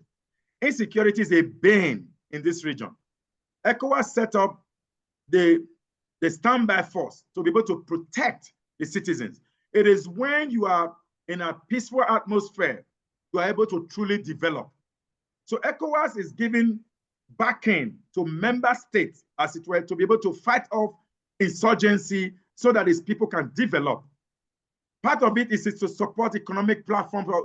There's a treaty on trade, treaty on movement, free movement of people and all of that. Those treaties enhances the quality of the people. But because, again, reversing back to the initial conversation, because people don't know that they can truly engage in business and move from Sierra Leone to Liberia, or engage in the Mano River part of their own configuration. People, just to quickly say, between I think Guinea, Conakry, Liberia, Sierra Leone, they operate a Mano River group, fantastic group. Then other groups also exist, and that's why we're saying that the Sahel state can operate within the ECOWAS configuration. You don't have to break out. You can still become ECOWAS and operate in that, so that the benefits derivable to your citizens that ECOWAS provide, you can get in. The reason why poverty continues to escalate in our region, I won't blame ECOWAS for that. I will continue to blame your national government. But ECOWAS can provide support in the same way I talked about sovereignty of state, in terms of poverty, in terms of whether it's multi-dimensional poverty, it is the responsibility of the state because of the sovereignty. But ECOWAS is not the government of West Africa. Let's also try to put it outside. It's a bilateral institution of, though you can call it bilateral government, because government came together to form it for cooperational reasons, to agree on certain norms. This is the way our democracy can be. This is the way our economy can be. This is the way our security, so we can join forces together, because the Sahel problem today is not a problem of just one country. Nigeria is facing Sahel issue. Ghana on the northern belt, close to Burkina Faso, we are still hoping that crisis in Burkina Faso does not snowball to Ghana. Ghana, I pride you. I like your Ghana. I like Ghana. You haven't truly experienced the influx of the kind of security situation we are faced with elsewhere in the Sahel belt. But ECOWAS in its work has tried to intervene in building that level of consciousness. I mean, this is where I truly praise ECOWAS, even with its limitation, power play-wise, because the power dynamics, ECOWAS is still able to diplomatically navigate his way to continue to do his job. But you cannot put the issue of poverty on ECOWAS. No, I cannot agree to that. Thank you very much, Mr. Austin. I think that's it for the questions and answers. But if you have any contribution to make towards this topic, please drop it in the chat box. We'll now move on to the next item on the agenda. I'll welcome my colleague, Benjamin Opoku-Aye, to make a brief presentation on the insights that we gathered from citizens' perception about the ECOWAS Parliament. Thank you. Ben, you have the floor. Thank you.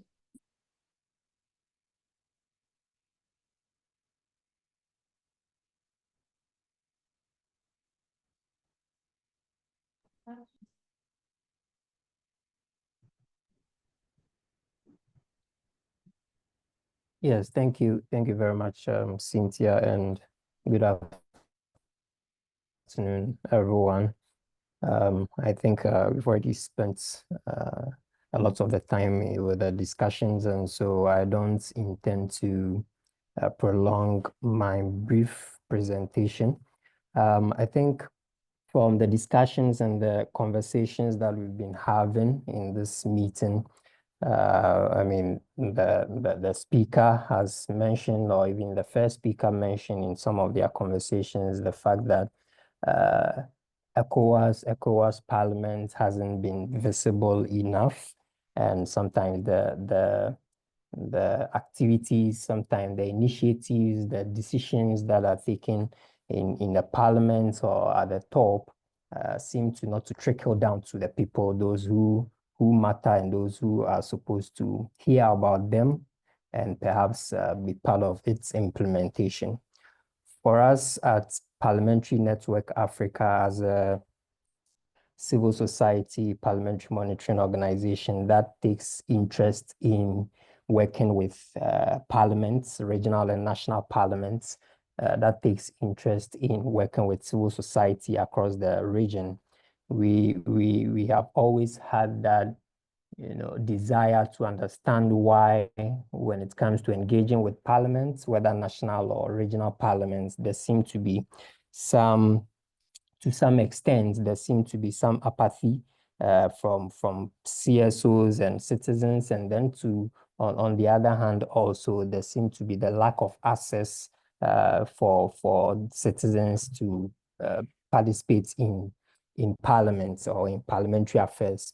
And so in 2024, last year, we thought to just do a quick survey just to understand what really is the case. But of course, there is a bigger approach to all of this, but we thought to approach this on the side just to understand or have a good idea, a good sense of what really is the challenge. And so we launched a visibility survey just to ask a few questions to civil society. So we interrogated, or we worked with just a little about 20 CSOs. Of course, some of these CSOs were in groups and all of that. So they are in networks, right? So we engage them just to have them answer our questions and all of that.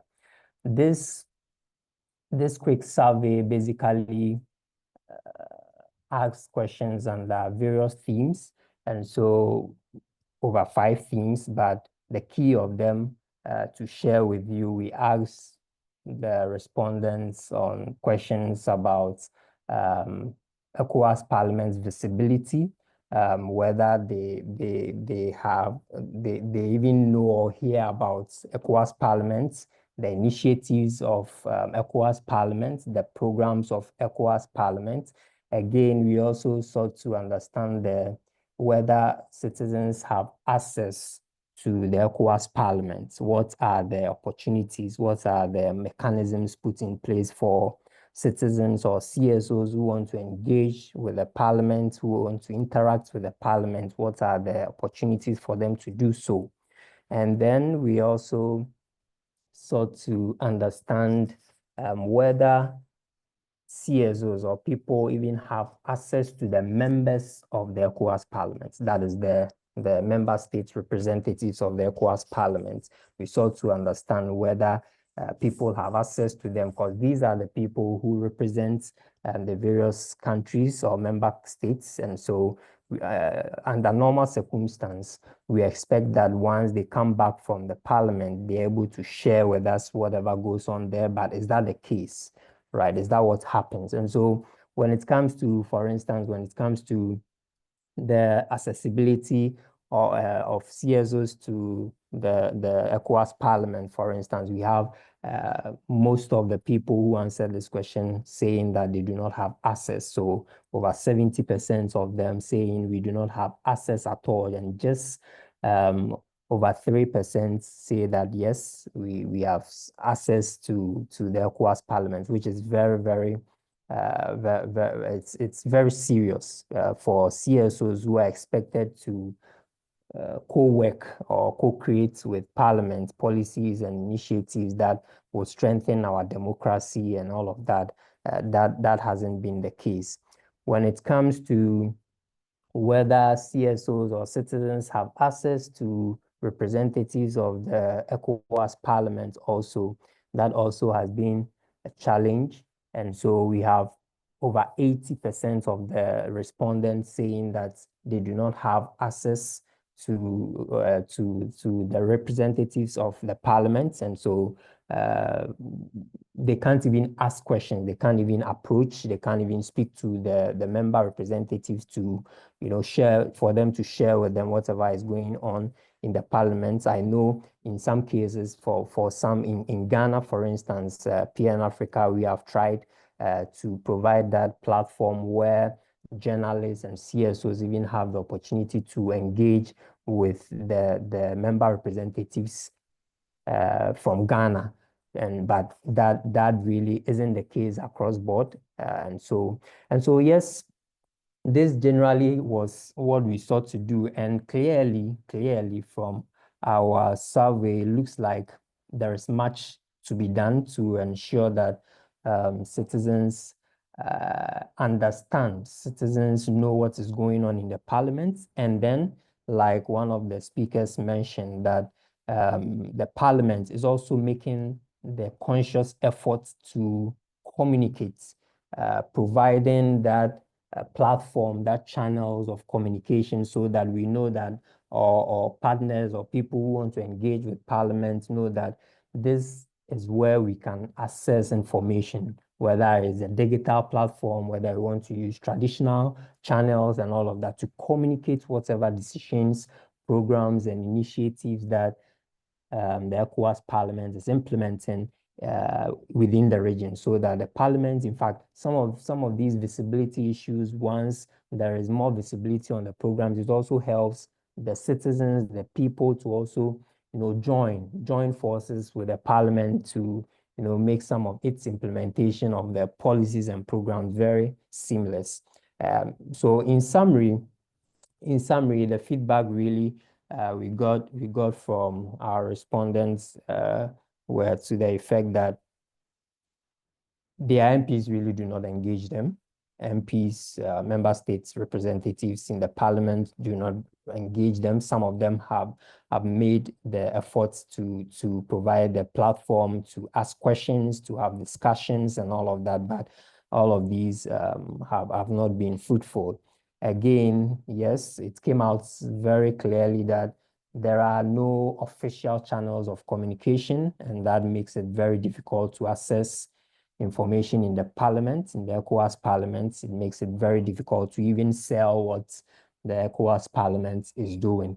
And then, of course, some respondents believe that we only hear about the ECOWAS parliament when there is crisis or when the parliament is in crisis and all of that, which is quite unfortunate. We should always be hearing about the ECOWAS parliament, especially as it's a house of representatives of the various countries. And so it leads us into the conversation of electing, allowing citizens to elect the members of the ECOWAS parliament and all of that, those broader discussions and all that. But I'm sure this will not be the final discussions for us. I'm sure this would go forward. We'll proceed to have this on a bigger platform around whether to elect members of parliament, members of the ECOWAS parliament, and what impacts we seek to achieve out of that. So yeah, thank you very much, Cynthia. So this is just the summary of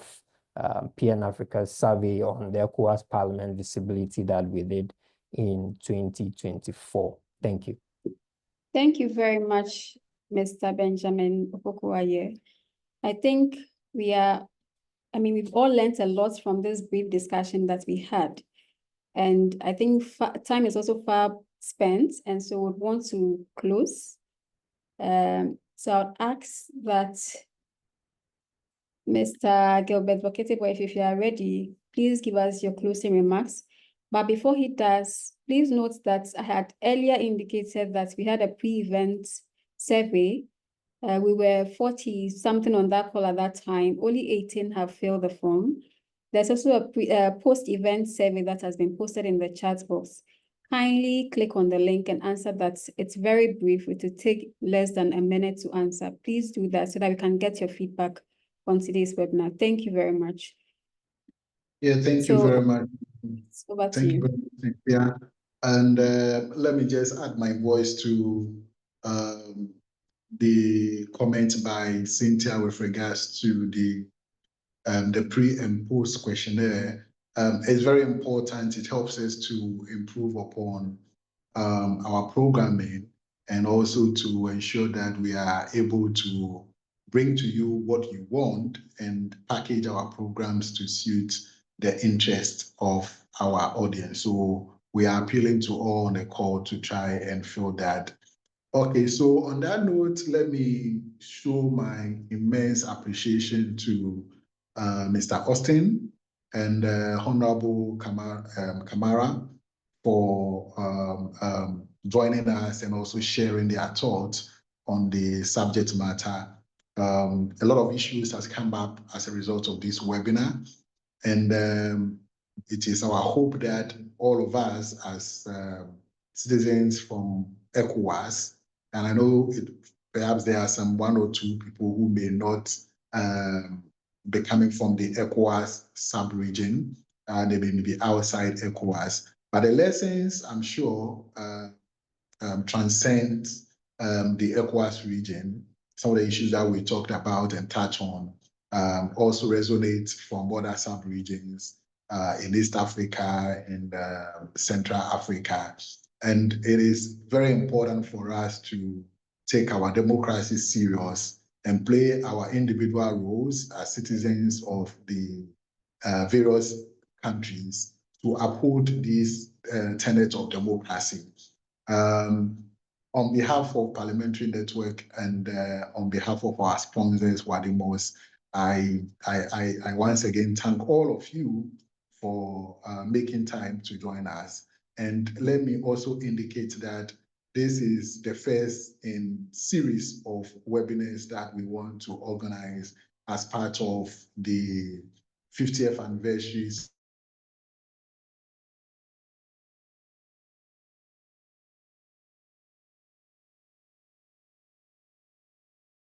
celebration of the Ecowas. And that is also our contribution to ensuring that we have a vibrant time and that will lead to the aspirations of all of us. So on that note, I say thank you and I hand over to Cynthia. Cynthia, yes, thank you very much. I'll now welcome Mrs. Marie to give us the closing remarks from the Wademos team. Thank you.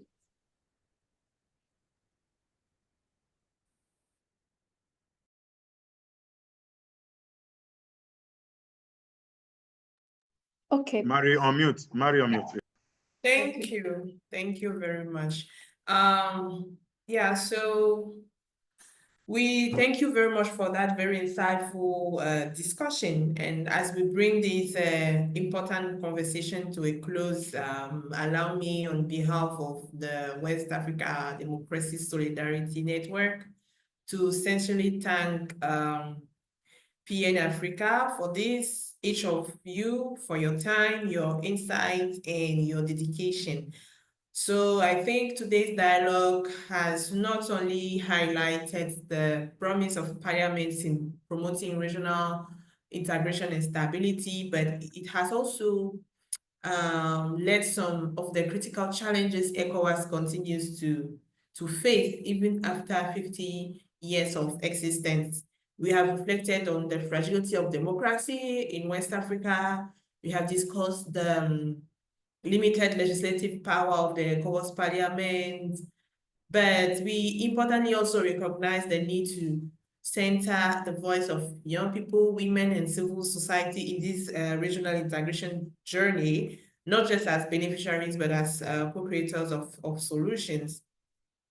So I think we have a shared belief right now that parliaments must do more and can do more, and that civil society, including networks, will be here to support, engage, and hold accountable all efforts aimed at deepening democracy. So let us continue working together to ensure that ECOWAS at 50 is not just a reflection of history, but a way for meaningful reforms. So I want to, on behalf of the West Africa Democracy Solidarity Network, I want to thank you all. Special thanks to the organizers, PN Africa. Thank you all once again for your participation. And at Wademos, we remain committed to continuing this dialogue, strengthening partnerships, and supporting parliaments across the region to deliver on the promise of democracy and prosperous West Africa. So thank you and safe, have a good day. And I hand over to Cynthia. Thank you very much. Thank you very much, Gilbert. Thank you very much, Mrs. Marie. Before we close, I'd like to welcome all of us to turn on our videos so that we can take a group photograph to commemorate today's event. So please turn on your videos, everybody, and let's take a group photograph. IT team, can you please help us with this?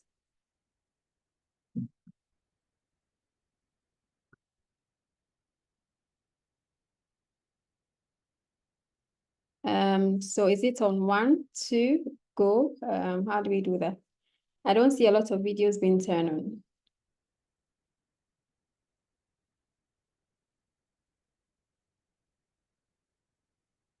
Okay. All right.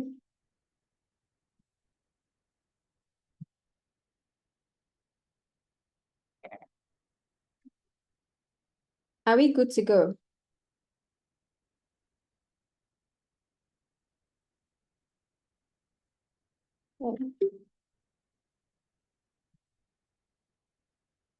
All right, I think we are good to go. Thank you very much for participating. As my programs manager said, this is just a first of series of webinars that we'll be hosting. Would kindly invite you to join our subsequent webinars as well. Thank you very much and have a blessed day. Bye. Let the Senate I need to propose that these are some of the issues that we should start